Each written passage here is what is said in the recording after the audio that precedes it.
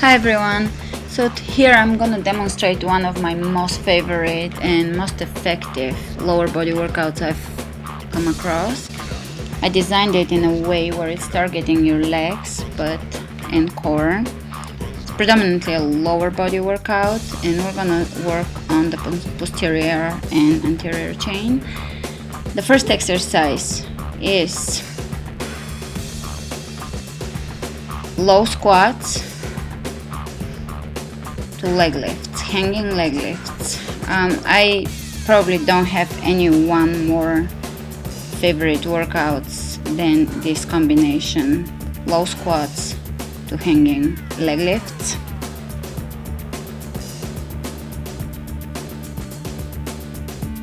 It is a really quick workout, really effective. Under 15 minutes you can get a lot done. You don't need weights here, of course, because we are working for speed and form.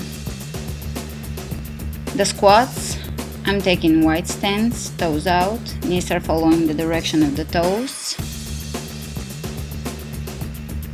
For the leg lifts, I'm keeping my back steady. For the squats, make sure to press into all four corners of each foot, not rolling on the inner edges of your feet and collapsing your arches. As you come up at the top of your squat, tuck your tailbone under. As you go down, make sure you're sticking your butt all the way back and pressing everything back so that your knees are going back as well, all the way almost over your ankles. They're not going to be completely over the ankles for most of us. That is fine. The knees shouldn't be buckling. Keep your quads strong, keep your form steady. Of course, focus on your breath.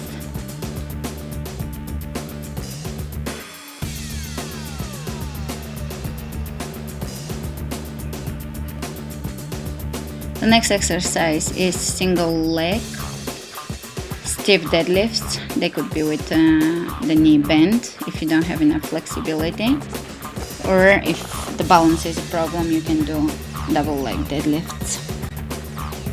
So for single leg deadlifts, roll the shoulders back and down, pop the chest open, lengthen the spine, lengthen to the crown of your head. There is a long straight line from the crown of your head all the way to your toes. The natural curve in your lower back should be maintained. You are using your posterior chain to come up, slowly lower down. The movement should be done with controlled movement. Try not to swing here.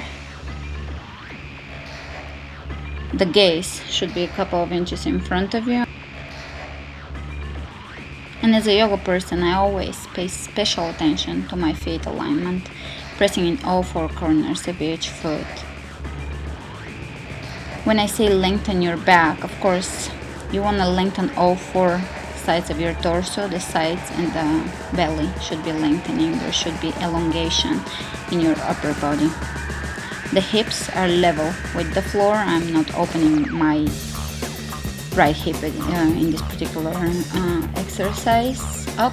I'm keeping the hips level with the floor square. This is very challenging because you need balance, you need hamstring flexibility, joint flexibility, so it has to be modified for people with less flexibility. The next exercise is side lunges, side step lunges. Here my mat is a little shaky, I actually removed it. Make sure your surface is very steady. Stepping all the way to the side, 3 to 4 feet to the side, and sticking your butt all the way back. You want to have your knee as far back as you can and maintain the natural curve in your lower back. Chest pops open, lifting through the sternum, shoulders down, relaxing the neck. The gaze is forward. Same thing goes for foot alignment. Here you want to place weight on all four corners of each foot in both feet, including the extended leg. Very challenging. You don't have to go long in this exercise if you're just starting off with side step lunges. or if you're advanced, you can add some weight to this. Just make sure you are focusing on form. Once you manage form, you can focus on speed or weight.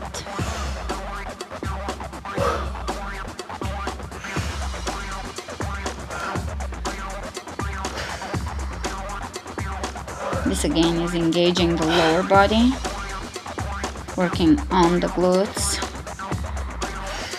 inner thighs, quads, hamstrings even, and working on our lower backs, working on our core. It cannot be done if your core is weak.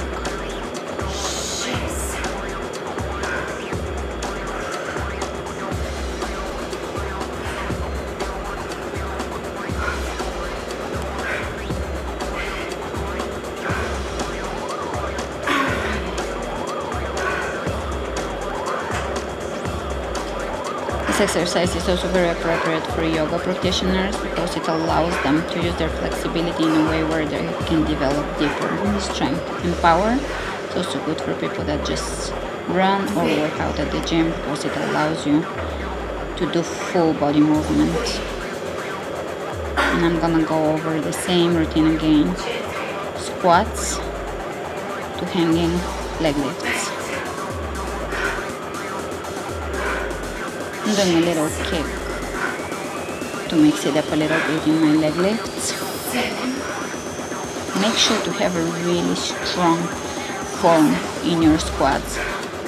Squats and deadlifts are probably the two most important exercises you can ever perform in all of yoga, bodyweight, and working out. There's probably nothing more important.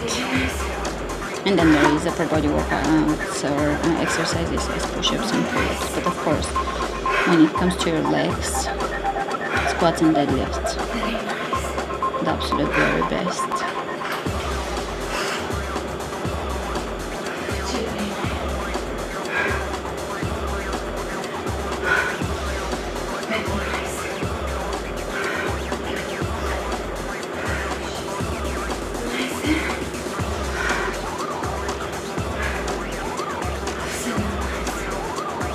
I'm keeping my chest open when I lift my legs in the hanging leg lift.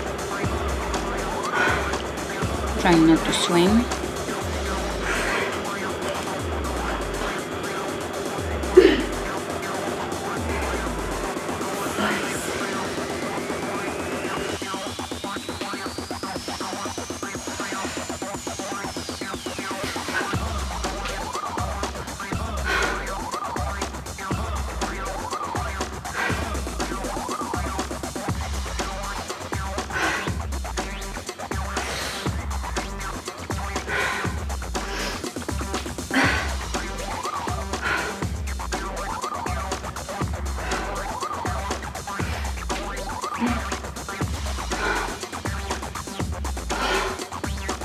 Keep the chest open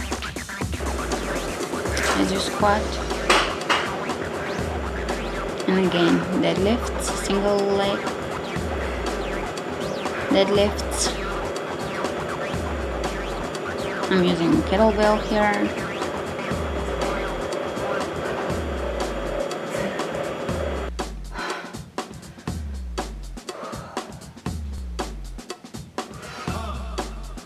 Keeping the back wide, the shoulders down, the chest open.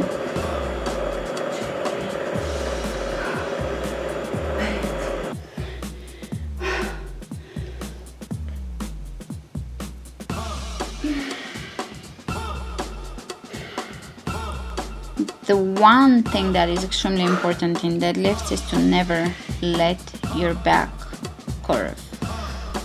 Never round your back. If you cannot perform a deadlift with your form spot on, you have to start off small. Double leg deadlifts with no weight. Easy squats, or even one of the good things for beginners is squats on a wall.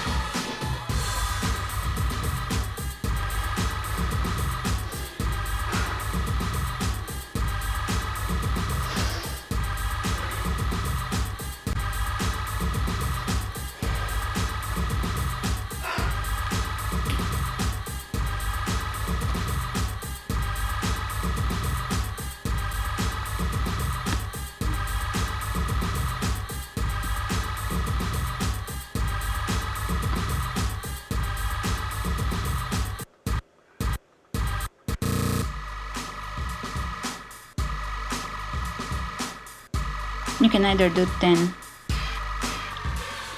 single leg deadlifts, 2 or 3 rounds of 10, or you can go for time, 40 seconds deadlifts, 10 seconds rest.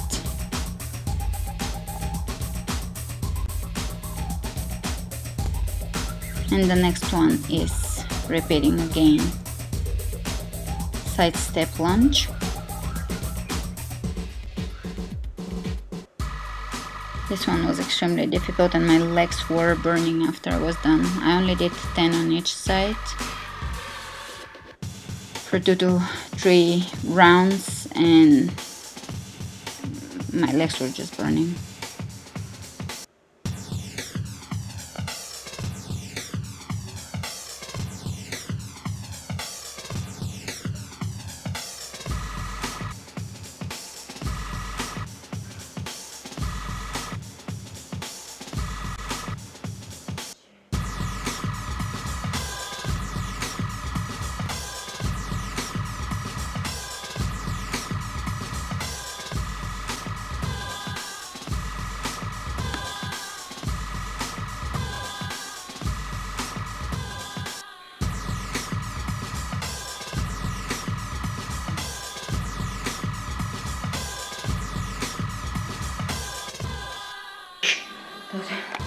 Alright, so for squat form, feet are a little wider than shoulder width apart. Toes are pointing slightly out, knees are following the direction of your toes. If you're a beginner, you're just gonna go to parallel and come back up, take the tailbone under.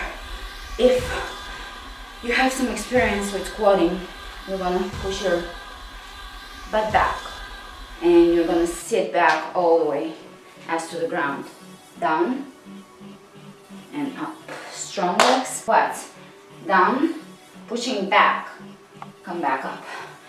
Deadlift. I'm using 15 pounds. It's kind of light, but good enough for me because I'm focusing on form. Natural curve in the lower back, lower down, maybe touch the floor, maybe not. Chest open, shoulder blades tucked in. If you're gonna flex your feet, all 5 toes are gonna point down, so that means that you're taking your hip and rotating it internally. What I mean is you don't look like this, you look like this. And you're gonna come back up with the power of your glutes, lower back, hamstrings, core is involved, shoulders, upper back. You don't have to go all the way down.